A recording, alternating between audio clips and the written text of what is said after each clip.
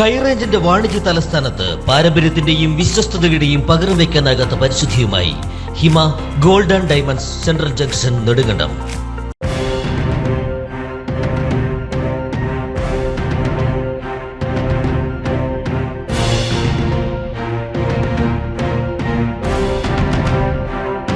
വയനാട് ദുരിതബാധിതരെ സഹായിക്കുവാനായി മുഖ്യമന്ത്രിയുടെ ദുരിതാശ്വാസ നിധിയിലേക്ക് 1,06,000 രൂപ സമാഹരിച്ച് നൽകുകയാണ് സഹകരണ ആശുപത്രി ജീവനക്കാർ.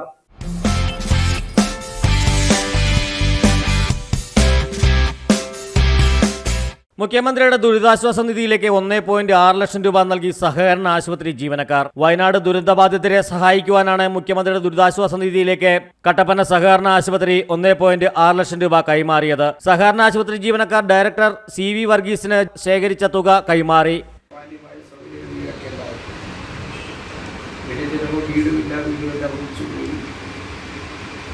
അത്ഭുതകരമായ ജീവൻ മാത്രം തിരിച്ചു കിട്ടിയ ആ പ്രളയത്തിൻ്റെ ഒരു ഭാഗമായി നേർസാക്ഷിയായി നിൽക്കുന്നയാളാണ് നിങ്ങളുടെ സൂപ്രണ്ട്. പെണ്ണിൻ്റെ എല്ലാവർക്കും അറിയില്ല. ഇവിടെ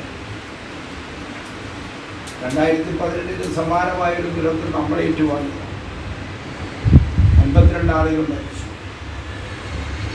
പ്രളയവും ദുരന്തവും എന്ന് പറയുന്നത് നമ്മുടെ നിയന്ത്രണത്തിൽ നിൽക്കുന്ന കാര്യം.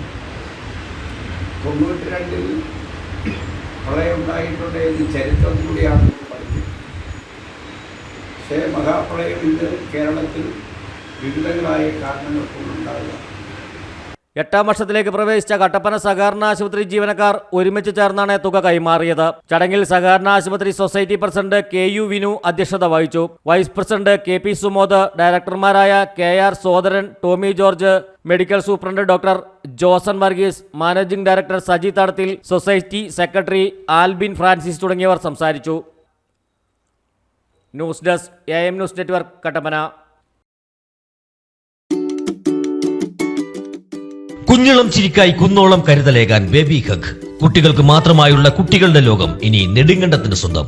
ബേബി ഹഗ്, കോടതി ജംഗ്ഷൻ, കിഴക്കേ കവല, നെടുങ്കണ്ടം.